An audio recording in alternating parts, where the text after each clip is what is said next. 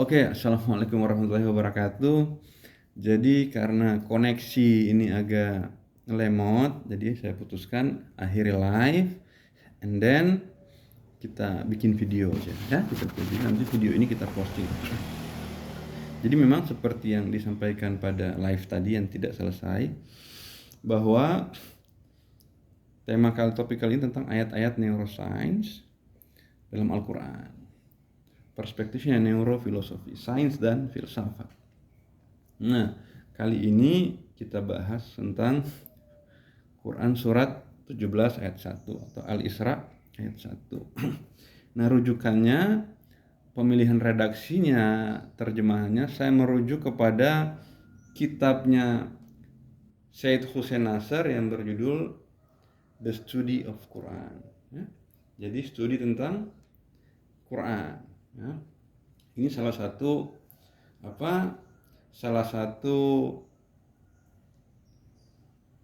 penjelasan tentang ayat-ayat Al-Quran yang disusun secara sistematis dengan kaidah-kaidah dan metodologi yang ilmiah, gitu kan. Jadi ayat 1 itu surat Al-Isra ini tadi malam saya baca, dan akhirnya sebagai seorang neuroscientist atau sebagai seorang pemerhati neuroscience, walaupun sebenarnya dokter, psikolog dan filosofi itu direcognize sebagai neuroscientist gitu. Ada salah satu ahli namanya George Marcus, profesor, dia bikin klasifikasi tentang neuroscience.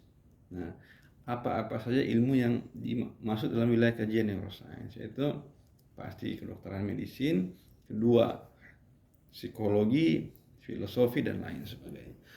Nah, hari ini kita bahas soal itu.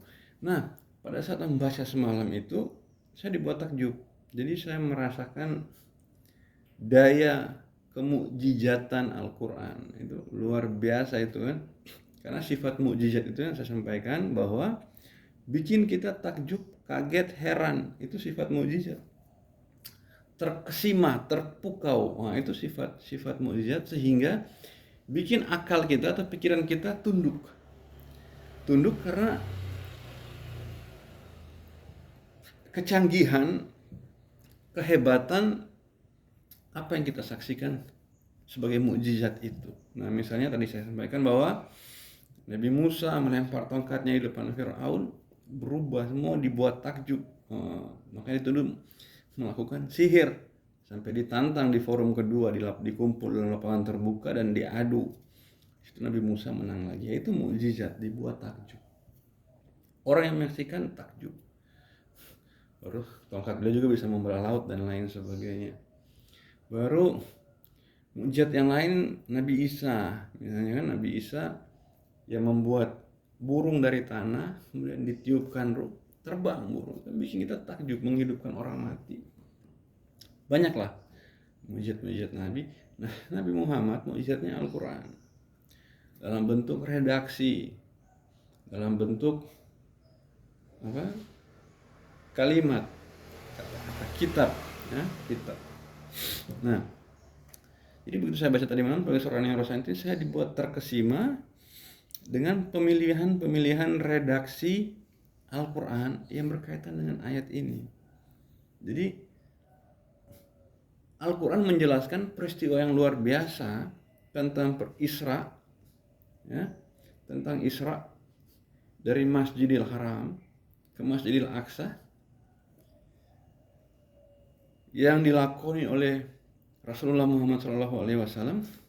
Walaupun peristiwa ini mempunyai dua tafsiran, ada yang menganggap ini memang dilakoni secara fisik, real, dia jalan.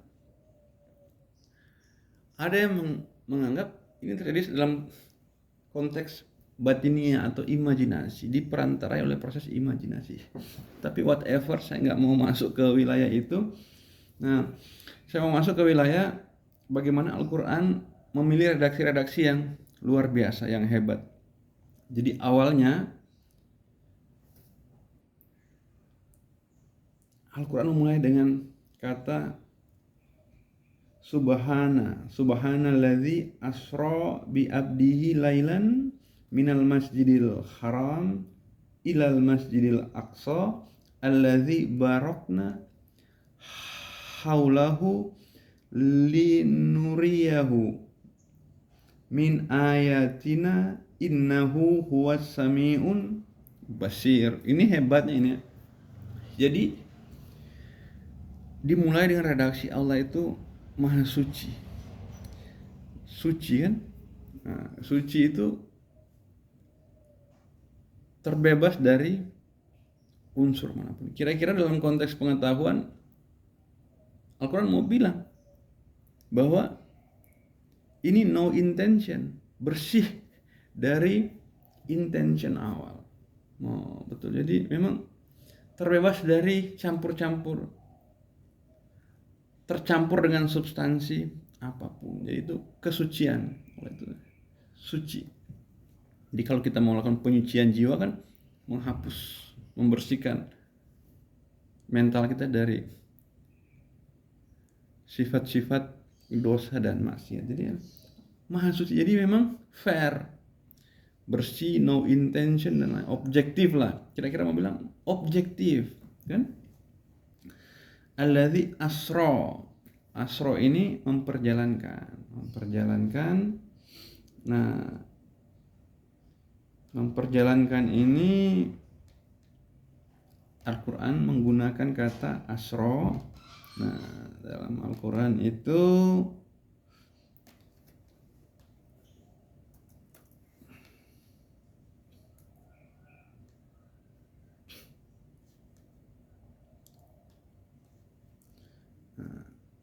jadi kalau kita melakukan perjalanan dari satu tempat ke tempat yang lain, otomatis ada perubahan lingkungannya. Minimal yang terlibat adalah organ penglihatan, pendengaran. Jadi dua organ itu terlibat betul. Melihat kita di pesawat kita lihat pemandangan, di mobil kita lihat pemandangan, bahkan di motor kita lihat pemandangan, ya kan, pemandangan baru. Jadi yang bikin kita enjoy dalam melakukan perjalanan. Jadi pemilihan diksi ya, memperjalankan ya, ke peristiwa perjalanan kan Nabi dari Masjidil Haram ke Masjidil Aqsa. Alladzi barakna. Jadi yang diberkahi. Yang diberkahi.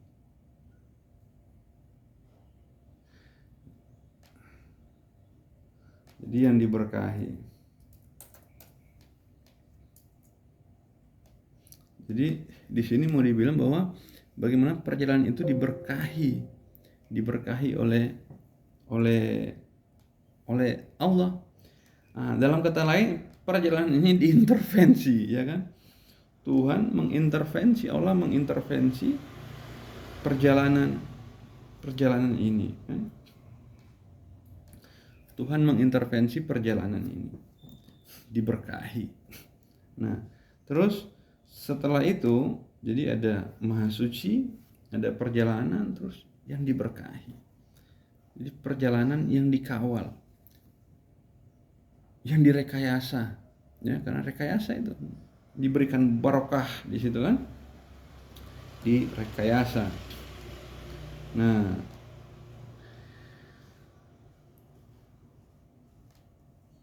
terus ini yang menarik ini, pemilihan kata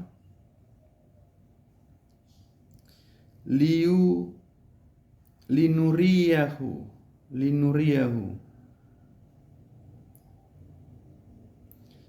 Dan kami perlihatkan. Tapi sebelum itu ada, ya?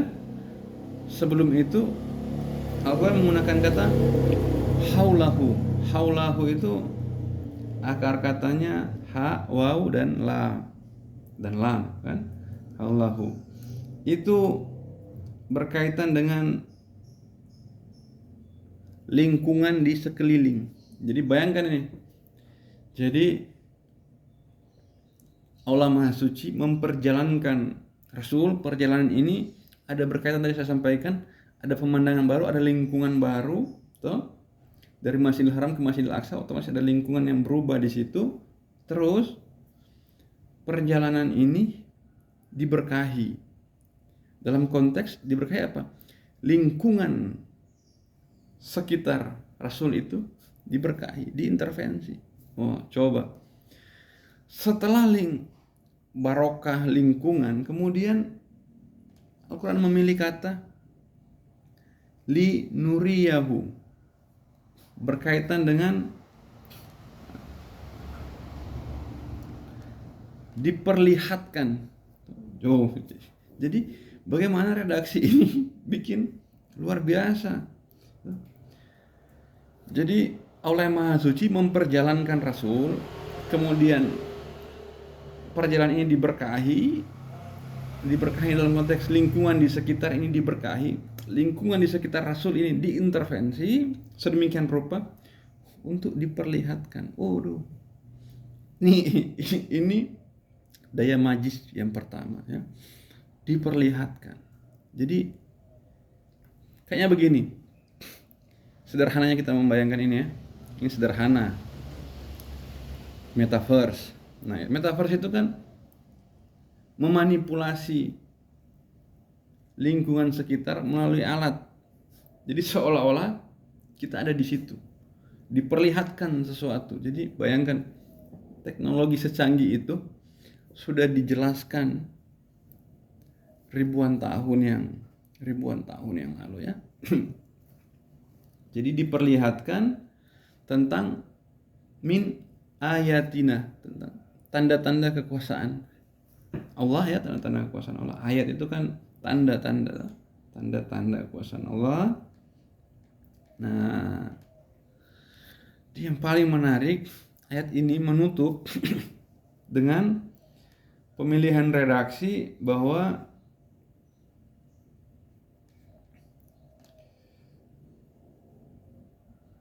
sesungguhnya Allah itu Maha mendengar, Maha melihat.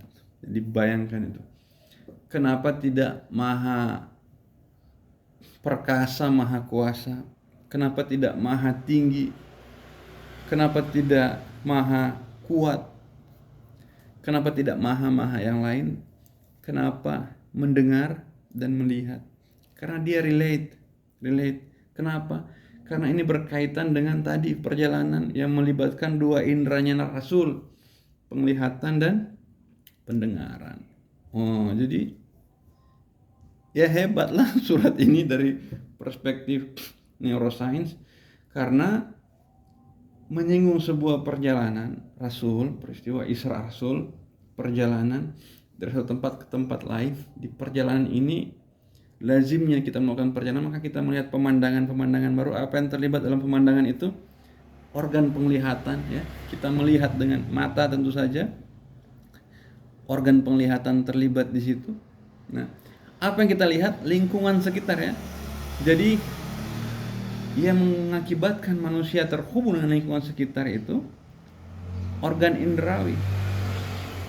Dan organ indrawi yang paling primer, yang paling pokok dalam menangkap atau mengambil sebuah informasi baru, yaitu penglihatan dan pendengaran. Coba bayangkan tuh. Hebat, luar biasa ini. Makanya memang disebut mukjizat. Perjalanan memperjalankan Rasul dari Masjidil Haram ke Masjidil Aqsa, ada kata perjalanan di situ. Terus yang diperjalankan ada Rasul. Rasul itu manusia, dia punya organ indera. Dan dalam konteks ini organ indera yang terlibat dari Rasul itu apa? Penglihatan dan pendengaran. Terus apa selanjutnya? Bahwa dalam perjalanan ini lingkungan di sekitar Rasul itu diberkahi. Wah, tuh. Jadi mau bilang begini, bahwa lingkungan di sekitar Rasul, ya, yang connect dengan organ indrawi Rasul itu diintervensi, direkayasa dan dimanipulasi oleh Allah dengan tujuan memperlihatkan. Coba lihat. Jadi untuk memperlihatkan. Jadi merubah realitas eksternal untuk memperlihatkan. Ini connect, ini runut betul. Untuk memperlihatkan apa? Tanda-tanda kekuasaan Allah. Jadi luar biasa ini. Ini ayat neuroscience banget. Nah, setelah itu, setelah proses ini selesai berkaitan dengan Rasul, Allah menegaskan bahwa saya ini maha melihat, maha mendengar. Saya ini maha mendengar, Maha melihat. Jadi dia konsisten dalam pemilihan diksi-diksi ini, menggunakan kata yang konsisten. Tidak ada cacat sama sekali. Ini linear betul, presisinya itu 100%, bahkan melebihi itu. Dan itu yang bikin saya takjub, bagaimana Al-Quran disampaikan oleh seorang yang umi, yang tidak punya pengetahuan sebelumnya, bebas dari anasir-anasir filsafat, baik filsafat timur maupun filsafat barat, ya, itu bisa mewartakan sebuah statement. Kan wahyu ini, Al-Quran, statementnya Rasul, ya, melalui statementnya Rasul. Jadi statement Allah disampaikan oleh Rasul. Kalau hadis itu kan dari dirinya sendiri, tapi kalau Al-Quran dari Allah. Jadi bagaimana pemilihan diksi ini tingkat akurasinya tepat betul. Allah yang maha suci, yang bersih dari intention apapun, tidak punya motif apapun, bersih objektif, ya, suci kan, bersih objektif. Karena kalau kita mau melakukan penelitian, yang paling penting dalam melakukan penelitian itu, penelitian kayaknya untuk memperoleh pengetahuan baru. Yang paling penting dalam penelitian apa? Kita tidak boleh mendeterminasi proses penelitian itu. Misalnya, kesimpulan saya ini, saya mau riset itu, nggak boleh. Nah, dia harus berjalan natural, tanpa intention, karena supaya penangkapan kita itu objektif. Nah, misalnya, saya mau teliti relasi antara memori dengan penghafal Quran, Al-Quran dengan memori, ukuran memori. Kalau saya punya intention, pasti dia besar, dan saya akan upayakan dia itu besar. Tidak. Tidak. Saya harus suci dulu, suci dari intention itu. Jadi memang luar biasa ini. Kenapa dipilih kata subhana, sifat Allah yang maha suci, terus dia memperjalankan. Kenapa dipilih kata memperjalankan? Perjalanan berarti ada koneksitas seseorang dengan tempat baru, dengan lingkungan baru, sehingga dia melihat sesuatu. Nah, itu ditegaskan dalam redaksi selanjutnya, bahwa lingkungan di sekitar perjalanan Rasul dari Masjidil Aqsa ke Masjidil Haram, Masjidil Aqsa itu, lingkungannya itu diberkahi, diintervensi, dimanipulasi, direkayasa. Untuk apa? Tujuannya untuk memperlihatkan suatu, ini hebat betul, ini luar biasa betul. Untuk memperlihatkan sesuatu. Apa itu? Tanda-tanda kekuasaan Allah, ayat. Nah, dan setelah itu selesai, yang bikin saya takjub semalam, makin takjub lagi, Allah menegaskan dirinya dengan sifatnya yang maha mendengar dan maha melihat. Organ indrawi yang dilibatkan di sini. Waduh. Padahal terbuka ruang bagi Allah untuk menaruh redaksi-redaksi lain terkait dengan sifat-sifatnya. Misalnya maha tinggi, maha suci, atau maha kuat, maha perkasa. Maha kuat atau maha kuasa karena dia kuasa memperjalankan. Dia memiliki kekuatan, kekuasaan untuk memperjalankan Rasul. Kenapa nggak dipilih kata itu? Maha kuasa, maha perkasa, yang hebat-hebat. Kekuatan powersnya Allah. Kenapa yang dipilih ini? Sifat Allah yang berkaitan dengan organ sensorik. Karena tadi ada lingkungan yang direkayasa untuk diperlihatkan sesuatu. Maka Allah memilih sifatnya yang maha mendengar, maha melihat. Jadi memang luar biasa, ya. Hebat betul. Ini ayat pertama dari ayat-ayat Neurosign.